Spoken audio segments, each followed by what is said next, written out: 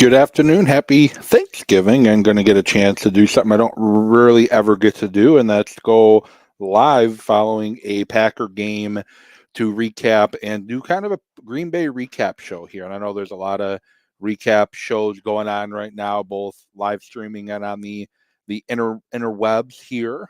But figure I get the opportunity after this Packer victory, 29-22 Packer victory over the Detroit Lions. And if you are watching live either on X or YouTube or on Facebook, what are your initial reactions on this Packer win?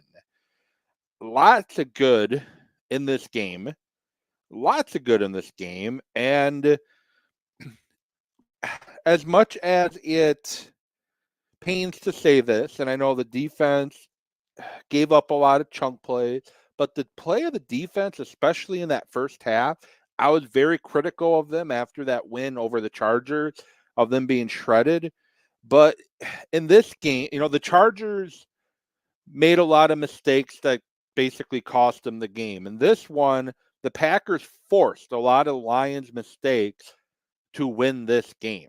And the Packers get the 29-22 win, jumping out to a 20-6 victory. I mean 20-6 lead after that first quarter, and holding the Lions out of the end zone until the fourth quarter, where they scored with 46 seconds to go.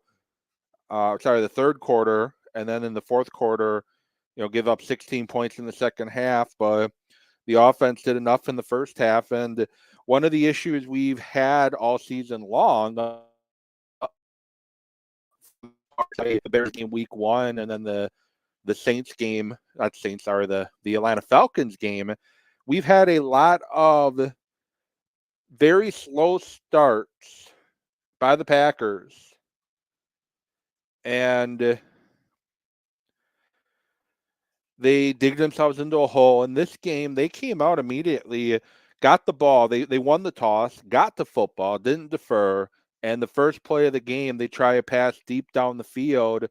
They get it complete to Watson, who goes up and gets it. The ball's a little bit underthrown there by Love. He went up and got it to put the Packers up 7-0 fairly quickly after a very easy drive from the Lions to make it 7-6. The Packers had an opportunity, but the offense gave the ball away, and then the fumble, the fumble forced by Rashawn Gary, who had a monster game today. Rashawn Gary, just a monster game. Correction, the Packers are up 14-6. Um, got my drives mixed up. I thought the second offensive touchdown came after the uh the fumble. But either way, after making it 7-6, the Packers offense came back on the field and just took it right down the field and scored a touchdown. Very nice play design to Tucker Kraft, made it 14-6, found the extra point. And then that's where the Packers defense kind of took over in the first half, forcing a fumble. Rashawn Gary sacks Jared Goff, recovered by Owens, who just took it in for the score. Missed extra point, made it 26. Packers then recover another fumble taken away from the Lions. Didn't do anything with it, but it took the ball out of the Lions' hands, which was definitely a good thing. Forced the Lions punt after that, kicked the field goal 23-6 to send it into the locker room 23-6.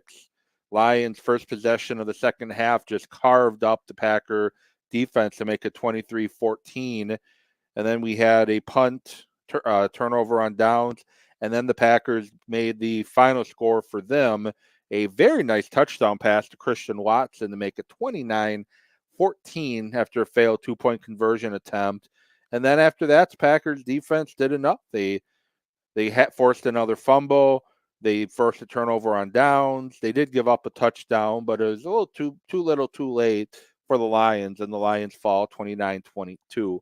And when I'm trying to, I guess, break all this down, as I said, the defense played well. I was very critical of the defense last week in the win. In this one, the defense did enough to get the win. They forced three fumbles. Rashawn Gary ended with 3 sacks. They limited until the final drive. They limited the big plays. And when the Lions did get a big play, they really stood up to the challenge and made a big stop to made a really big stop to secure the this victory. So tip your hat to the defense. They played well. Box score wise, it's not going to look that way. Jared Goff ended with 332 passing yards in this game, and the Lions had 140 yards on the ground. But outside of a 23 and a 15-yard run by Montgomery and Gibbs, the Packers' run defense did a fairly stout job in limiting big plays. And Goff averaged 7.5 yards per completion. And again, up until that final drive, the Packer defense held their own. And then when they did give up the big plays, they stood tall and made stops. So defensively, tip your hat, forcing 3 fumbles. Last week, the Lions turned the ball over 4 times, so somehow found a way to win. This one, they turned it over 3 times and could not. And the big thing too, you're looking at the how many times Jordan Love got sacked, and it's a big goose egg. Jordan Love did not get sacked at all the entire football game. I think the first game of the season, Jordan Love seemed to be under duress repeatedly anytime he dropped back to throw. But we ended the game with just 4 quarterback hits on Love. And Love is smart getting the ball. He was getting the ball up when he needed to, making big plays down the field when he needed to, and did a good job of taking the throwaway rather than taking a big loss. And I think he did an outstanding job of that. Other areas that stood out to me in this game, Jordan Love's passing in general. I talked about he did a good job throwing it away and finding the dump off guy or throwing it away, then taking a big sack. He ended the game with just 10 incompletions the entire game, or actually 11, but there were 2 or 3 crucial drops that would have pushed Jordan Love from 268 passing to well over 300. One, Jayden Reed let it go through his hands. Romeo Doubs dropped a pass on a 3rd down that would have been a 1st down on a slant. And I think there was one other play where the receiver got his hand on it but couldn't come down with it. But 3 touchdowns at 125.5 quarterback rating. Definitely something I'll take. Dillon didn't light the world on fire with his yards per carry, averaging just 3.1 yards per carry. We did have a long of 17, which gave the Packers a chance to kick a field goal at the end of the half, as he exploded for a big run on a 2nd and long situation to get that 1st down. And then Jordan Love with a perfect zone read type play to Dillon, faked the handoff, took it, and ran with it on a 3rd and 1 where he went for 37 yards and slid down. I do like getting Jayden Reed involved in the running game a little bit, especially since you don't have Aaron Jones. Use him in that Aaron Jones-like role. I think that's great to see. And Christian Watson, 5 catches on 7 targets. One of the targets was a bad pass by Love that would have likely went for a touchdown. So he could have had 2 touchdowns on the game. Long of 53 and a touchdown reception. Malik Heath, big game for him, 4 of 46. A.J. Dillon, 3 big catches for 38 yards, long of 22. Romeo Doubs, 3 catches on 4 targets. Jayden Reed, 4 catches for 34 yards on 8 targets. He had a big drop. Tucker Kraft finally got his first touchdown of his career, 2 catches for 15 yards, and Patrick Taylor with a catch for 4. And as I mentioned, Rashawn Gary, Jonathan Owens, and Carl Brooks all forced correction, that's all recovering fumbles. But I know Gary forced at least 2 fumbles. And the Packers ended the game with 3 sacks, all by Rashawn Gary, and 12 quarterback hits. When these 2 teams played before, it seemed like Jared Goff had all day in the pocket to make his reads and throw the football. Packers got pressure on Jared Goff pretty much this entire game, making things difficult for him. Kind of knocked off the timing of what the Lions wanted to do. They depend a lot on the play action, and with the pressure the Packers are putting at the line of scrimmage, they weren't able to really do the play action much because the pressure is just getting there a little bit too much for him to handle. Then that's with 3 tackles in the game and 2 quarterback hits. Quay Walker entered the game with 6 tackles. McDuffie filling in for Devondre Campbell, 11 tackles, 5 solo. Both those two to me had a pretty strong game. Walker still a little bit to be desired from time to time, but I think overall both of them had pretty strong games. And Anthony Johnson Jr. continuing to play well as a late round rookie draft pick. He ended the game with 8 tackles and a pass breakup. And then Jonathan Owens, who not been playing very well as of late, been a liability out there at safety. He bounced back with a really strong game, getting 12 total tackles, 8 of them solo, including a tackle for loss and that scoop and score on the Gary sack. And I know you look at the box score. If you're just look at the box score, you're going to think the game was a close game, but the Packers pretty much dominated this entire game from start to finish. Lions had a big drive to open the second half and were held scoreless until the final drive of the second half. And they had a scoring drive on their first drive of the first quarter, and again were held scoreless after that. Scoreless second quarter by the Lions. After a quick, easy score to open up the third quarter, the defense held them pretty much in check after that. And do want to jump on and see what the X reaction is currently. Ruby, Lions losing to the Packers is my favorite Thanksgiving tradition. That is always nice to see. Packer win. Beating the Lions on Thanksgiving is even better. Grant, that Jordan Love kid is developing nicely, and the Packers have a feasible route to the playoffs. Not weird to see Green Bay escaping with a 10-7, 9-8 record, and being it until late in the season, J-Lo's at least bought himself another season.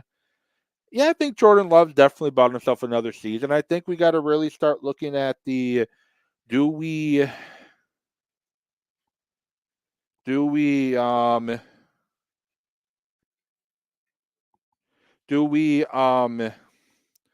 consider giving Love that extension now?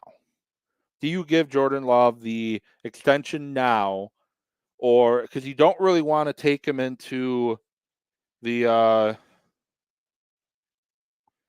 it would have taken if you go into the next season, you're going to have potentially the lame duck season, and you have to pay him even more. But I think you do definitely need to look at potentially giving Love that extension now, and maybe save yourself if he ends up continuing to play like he has been. Save yourself an extra 10 to 20 million. That if he plays this way in the next season, now you have to pay even more. I know you take the Daniel Jones risk. Wyatt, what a huge win for the Packers on the road against the best team in the North. Jordan Love was on point today, and the defense made the big plays when it mattered most. That's the first Packer back-to-back win of the season. That is definitely correct. Their first back-to-back wins of the season.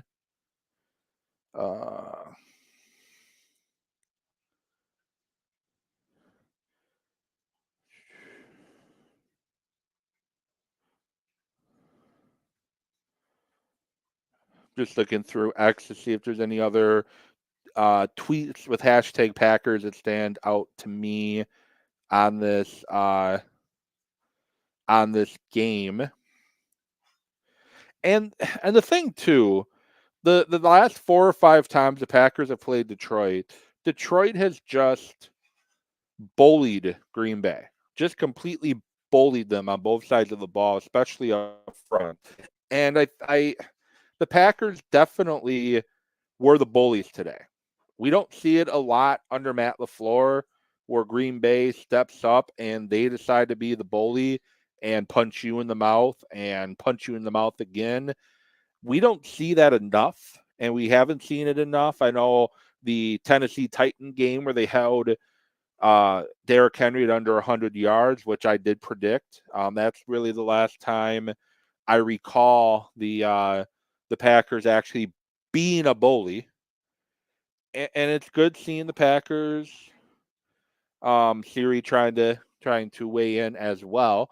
It's good seeing the Packers play the bully role, not seeing them get pushed around, and they did more pushing around today than they got pushed around. And one of the criticisms with Matt LaFleur thus far as the head coach has been when teams get physical with them, they tend not to be able to respond. And they showed that pretty much the last, since Campbell has become the head coach of the Lions, we've seen that anytime the Lions decide to try to bully Green Bay can't answer, and they end up getting just completely ran over.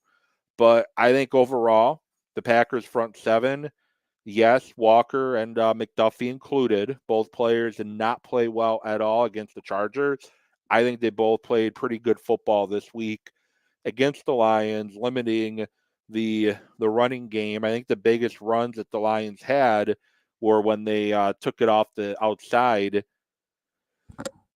I know that's where the 23-yard run by Gibbs happened, is when they took it more on a sweep play away from that interior of the Packers. And Kenny Clark, another strong game from him. He had a great game against the Chargers, another strong game here.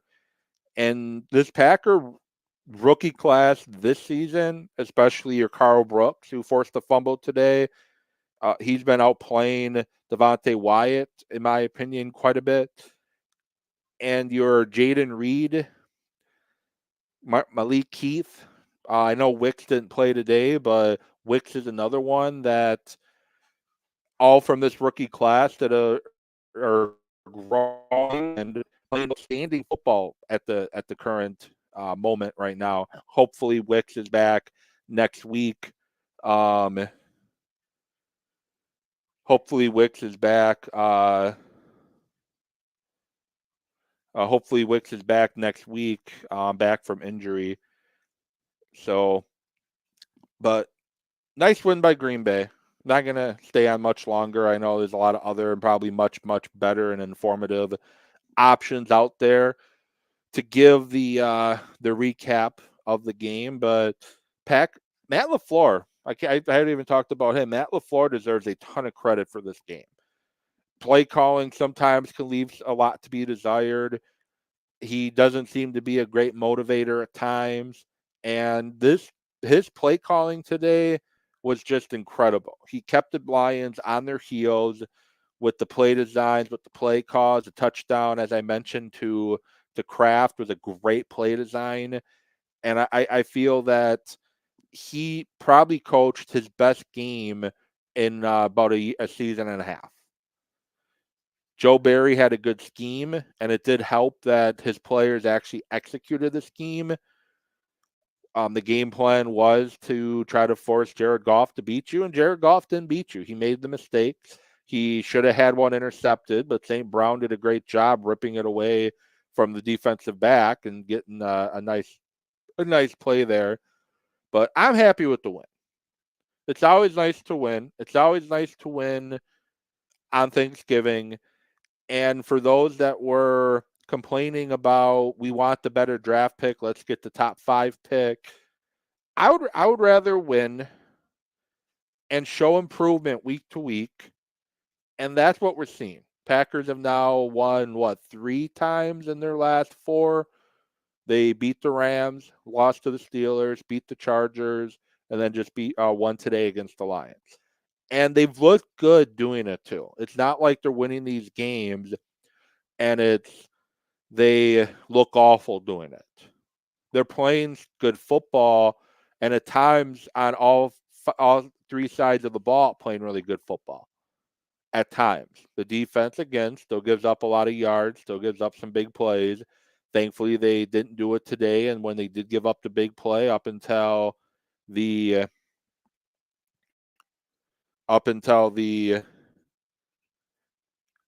last series of the game, they did a really good job of keeping the Lions out of the end zone and forcing stops on 4th down. So, if you have anything that stood out to you on this game, you can message me or tweet at me or whatever X is calling it these days at Evan with Sports, or you can find Talking Sports with Evan on Facebook, and you can comment on this post on your thoughts on this Packer victory. Again, Packers win 29-22, get the win, and it's definitely a win to be happy with, because for the, I think, third or fourth week in a row, Jordan Love is looking like he's the guy. He's looking like he's the guy. At the same time, your Jayden Reed is looking like he's the guy, and he reminds me a lot of Greg Jennings. I know Greg Jennings is a name you don't want to mention in Packerland with the way he left Green Bay, but when he was in Green Bay, he was a very good receiver, very good route runner, always knew where to get to, great vision, great vision, great yards after the catch ability. I think Jayden Reed showed that off on his 15-yard run that he had. He had showed great vision there, finding the running lanes and getting that 15-yard run. Jayden Reed reminds me a lot of Greg Jennings. I see Greg Jennings in him, and I'm excited to see how he continues to develop and takes that next step as a football player. Well, happy Thanksgiving to everybody. Appreciate it. And I guess just a couple texts that came in to me as I was on the show. Talked about the second pass by Goff on fourth down. Looked like a fumble as well. It would have gained us 12 to 14 yards. I wonder why that was not challenged. I don't know. I believe they ruled it a fumble.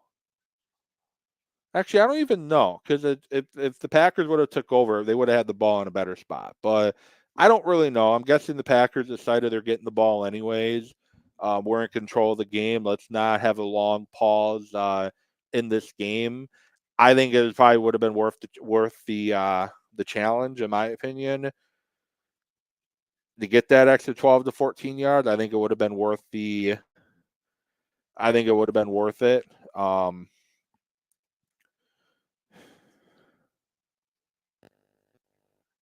Just trying to find that particular sequence here. I would have to go back and watch it. Yeah, they did it up. That was incomplete in the end zone.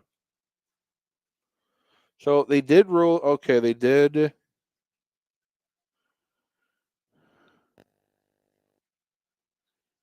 Yep, they did say that it was recovered by the Packers. So, and like I said, they got the win at the end of the day. That's what I'm excited about. Move to 5-6, and as I mentioned, I'd much rather have them show development and win these games, and then just work for a higher draft pick. I can't really say I understand people's logic with they need to tank in order to get a better draft pick. I want to win games, and I want to win games by showing improvement, and they have been. Again, if you can't say that Jordan Love is a much improved passer of the football over these last handful of games, you're not looking for it. You're just not. You're looking for the bad throws. You're looking for the bad decisions. You're looking for the bad play. And to be perfectly frank, there hasn't been a lot in the last 4 games. There's not been very much bad play in these last 4 games. And I remember a poll question that KBN 94.5 ESPN that they put out there. I remember a poll question they put out there.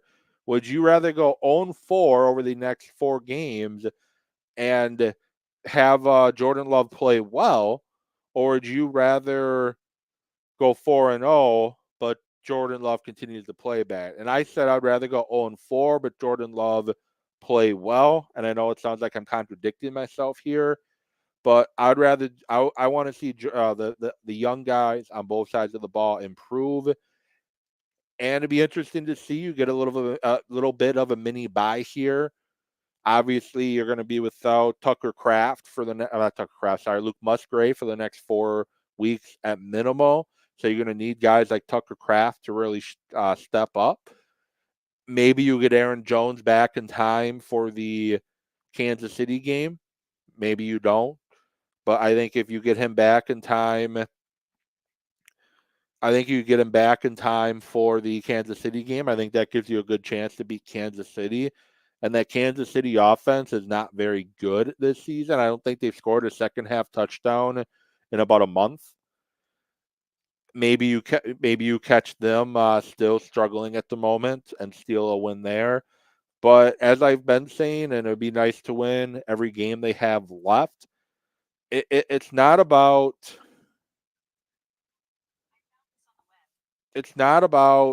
um, wins and losses this season. It's about seeing improved play. But when you see improved play and you do end up getting the win, it makes things even better. It makes things even more fun to watch. And the people, mainly the IKE or Ike Packer page, is definitely eating crow today, as they've been very critical of Rashawn Gary since he signed his new contract. He definitely earned that money today. With that said, thank you everybody for tuning in. For those that have tuned in, I appreciate it. Thanks for those that will be watching at some point. I will be back Monday or Tuesday to recap the weekend. Happy Thanksgiving to everybody. Enjoy the holiday, and I will be back at you next week. Happy Thanksgiving, everybody.